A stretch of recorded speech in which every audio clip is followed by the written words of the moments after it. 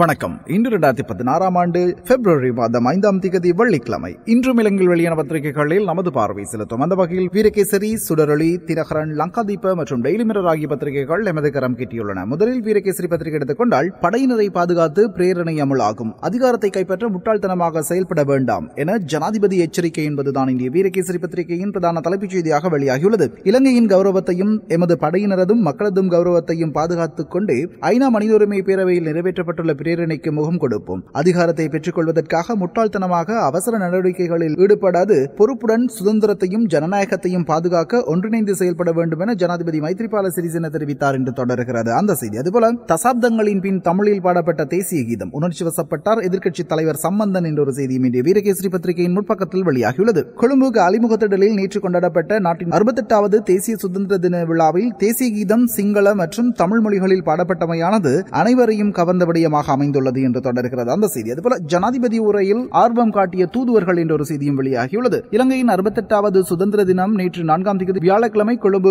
அலிமுகத்திடலில் ஜனாதிபதி மைத்ரிபால சிறிசேன மற்றும் பிரதமர் ரணில் விக்ரமசிங்க தலைமையில் வெகு விமர்சையாக கொண்டாடப்பட்டது என்று தொடர்கிறது அந்த செய்தி இந்திய வீரகேசரி பத்திரிகையின் பக்கத்தில். அதுபோல இந்திய சுடரொளி பத்திரிகை எடுத்துக்கொண்டால், ஐநா தீர்மானத்தை நடைமுறைப்படுத்தும் பொழுது அரசு மக்கள் படையினர் கௌரவத்தை பாதுகாப்பேன், சுதந்திர தின உரையில் ஜனாதிபதி மைத்திரி தெரிவிப்பு என்பதுதான் இன்றைய சுடரொளி பத்திரிகையின் பிரதான தலைப்புச் செய்தியாகவும் வெளியாகியுள்ளது. அதுபோல சம்பூர் ஒப்பந்தம் உட்பட்ட 5 விடயங்களில் முக்கிய கவனம் செலுத்துவார் சுஷ்மா என்ற ஒரு செய்தி இந்திய சுடரொளி பத்திரிகையின் முற்பக்கத்தில் வெளியாகியுள்ளது. 2 நாட்கள் உத்தியோகபூர்வ விஜயம் ஒன்றை மேற்கொண்டு இன்று கொழும்பு வருகை தருகின்ற இந்திய வெளிவிவகார அமைச்சர் சுஷ்மா சுவராஜ் சம்பூர் அனல் மின் நிலைய விடயம் உட்பட்ட 5 விடயங்கள் தொடர்பில் முக்கியமாக அவதானம் செலுத்துவார் என கொழும்பை தளமாக கொண்ட இந்தியாவின் சிரேஷ்ட அரசியல் அவதானி ஒருவர் தெரிவித்துள்ளார் என்று தொடர்கிறது அந்த செய்தி. அதுபோல ஹுசைன் வருகையை எதிர்த்து கொழும்பில் நாளை ஆர்ப்பாட்டம், மஹிந்த ஆதரவாணி மும்மரம் என்ற ஒரு செய்தியும் வெளியாகியுள்ளது. ஐக்கிய நாடுகள் மனித உரிமை ஆணையாளர் ஜெயித் அல் ஹுசைன் இலங்கை வருவதற்கு எதிர்ப்பு தெரிவித்து மஹிந்த ஆதரவு பொது எதிரணியினர் கொழும்பில் ஆர்ப்பாட்டம் நடத்த திட்டமிட்டுள்ளார்கள் என்று தொடர்கிறது அந்த செய்தி. அதுபோல தமிழில் தேசிய கீதம், சிங்களவர் எதிர்ப்பு, மலசல கூடத்தில் ஏறி போராட்டம் என்ற ஒரு செய்தியும் வெளியாகியுள்ளது புகைப்படத்துடன். கொழும்பு அலிமுகத்திடலில் ஜனாதிபதி மைத்ரிபால சிறிசேன தலைமையில் நேற்று நடைபெற்ற இலங்கையின் 68வது சுதந்திர தின நிகழ்வில் தமிழ் மொழியில் தேசிய கீதம் இசைக்கப்பட்டதற்கு எதிர்ப்பு தெரிவித்து சிங்கள அரசியல்வாதி ஒருவர் ஹட்டன் கினிகத்தேன நகரில் போராட்டத்தில் ஈடுபட்டார் என்று தொடர்கிறது அந்த செய்தி. அதுபோல கோலாகலமாக நடைபெற்ற சுதந்திர தின நிகழ்வில் தமிழிலும் தேசிய கீதம், கூட்டமைப்பு பங்கேற்பு, மஹிந்த அணி புறக்கணிப்பு என்ற செய்தி இந்திய சுடரொளி பத்திரிகையின் முற்பக்கத்திலும் வெளியாகியுள்ளது. அதுபோல இந்திய தினகரன் பத்திரிகை எடுத்துக்கொண்டால், இனவாத எதிர்ப்புக்கு மத்தியில் தமிழில் ஒலித்த தேசிய கீதம், கண்கள் பணிக்க உணர்வு பூர்வ நிலையில் சம்பந்தன் பங்கேற்பு, நல்லிணக்கத்தை முதலில் பிரதிபலித்த 68வது சுதந்திர தின விழா என்பதுதான் இந்திய தினகரன் பத்திரிகையின் பிரதான தலைப்புச் செய்தியாகவும் வெளியாகியுள்ளது. அதுபோல கௌரவம், இறைமை, ஒருமைப்பாட்டை பாதுகாத்தே ஐநா தீர்மானத்தை எதிர்கொள்வோம், ஜனாதிபதி சுதந்திர தின உரை என்ற ஒரு செய்தியும் இந்திய தினகரன் பத்திரிகையின் முற்பக்கத்தில் வெளியாகியுள்ளது. அதுபோல முன்னாள் ஜனாதிபதி மஹிந்த புறக்கணிப்பு என்ற ஒரு செய்தி வெளியாகியுள்ளது. கொழும்பு அலிமுகத்திடலில் நேற்று நடைபெற்ற தேசிய சுதந்திர தின நிகழ்வுகளை முன்னாள் ஜனாதிபதி மஹிந்த ராஜபக்ச மற்றும் மஹிந்த ஆதரவாணியினர் புறக்கணித்தார்கள் என்று தொடர்கிறது அந்த செய்தி. அதுபோல இலங்கையின் முன்னேற்றத்திற்கு இந்தியா எப்போதும் துணை நிற்கும் என்ற ஒரு செய்தியும் வெளியாகியுள்ளது. இலங்கைக்கு தேவையான சகல ஒத்துழைப்புகளையும் இந்தியா தொடர்ந்து வழங்கும் என இந்திய குடியரசுத் தலைவர் பிரணாப் முகர்ஜி தனது வாழ்த்துச் செய்தியில் தெரிவித்துள்ளார் என்று தொடர்கிறது அந்த செய்தி. அதுபோல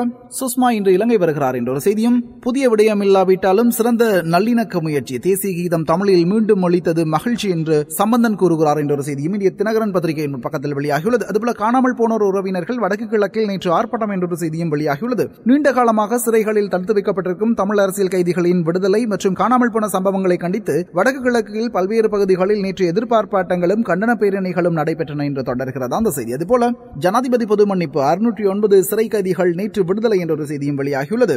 அதுபோல லலித் கொத்தலாவலவின் மனைவி விமான நிலையத்தில் கைது என்ற ஒரு செய்தியும் வெளியாகியுள்ளது. செலிங்கோ கூட்டு நிறுவனத்தின் தலைவர் லலித் கொத்தலாவலவின் மனைவி சிசிலியா கொத்தலாவல கட்டுநாயக்க விமான நிலையத்தில் கைது செய்யப்பட்டுள்ளதாக குடிவரவு குடியகழ்வு அதிகாரிகள் தெரிவித்துள்ளார்கள் என்று தொடர்கிறது அந்த செய்தி இந்திய தினகரன் பத்திரிகையின் பக்கத்தில். அதுபோல இந்திய லங்காதீப பத்திரிகை எடுத்துக்கொண்டால், சுதந்திர தின நிகழ்வுகள் அலிமுகத்திடலில் களை கட்டியது என்பதுதான் இந்திய லங்காதீப பத்திரிகையின் பிரதான தலைப்புச் செய்தியாகவும் வெளியாகியுள்ளது. அதுபோல சிசிலியா கொத்தலாவல கைது செய்யப்பட்டார் என்ற ஒரு செய்தியும், நாட்டின் ராணுவ வீரர்களின் அபிமானத்தை பாதுகாப்போம், ஜனாதிபதி சுதந்திர தின நிகழ்வில் உரை என்ற ஒரு செய்தியும் வெளியாகியுள்ளது இந்திய லங்காதீப பத்திரிகையின் பக்கத்தில். அதுபோல இந்திய டெய்லி மிரர் பத்திரிகை எடுத்துக்கொண்டாலும், சிசிலியா கொத்தலாவல கைது என்பதுதான் இந்திய டெய்லி மிரர் பத்திரிகையின் பிரதான தலைப்புச் செய்தியாக வெளியாகியுள்ளது. அதுபோல இலங்கையின் 68வது சுதந்திர தினம் நேற்று காலிமுகத்திடலில் கொண்டாடப்பட்டது, படை வீரர்களது கௌரவத்தை பாதுகாப்போம் என மைத்ரிபால சிறிசேன தெரிவித்துள்ளார் என்றும் தொடர்கிறது அந்த செய்தி. அதுபோல இந்திய வெளிவிவகார அமைச்சர் இன்று இலங்கை வருகிறார் என்ற ஒரு செய்தியும் இந்திய டெய்லி மிரர் பத்திரிகையின் முற்பக்கத்தில் வெளியாகியுள்ளது. இவைதான் இன்றைய தினம் இலங்கையில் வெளியான பத்திரிகைகளில் காணப்பட்ட மிக முக்கியமான செய்திகள். இனி நாளைய தினமும் சந்திப்போம். நன்றி, வணக்கம்.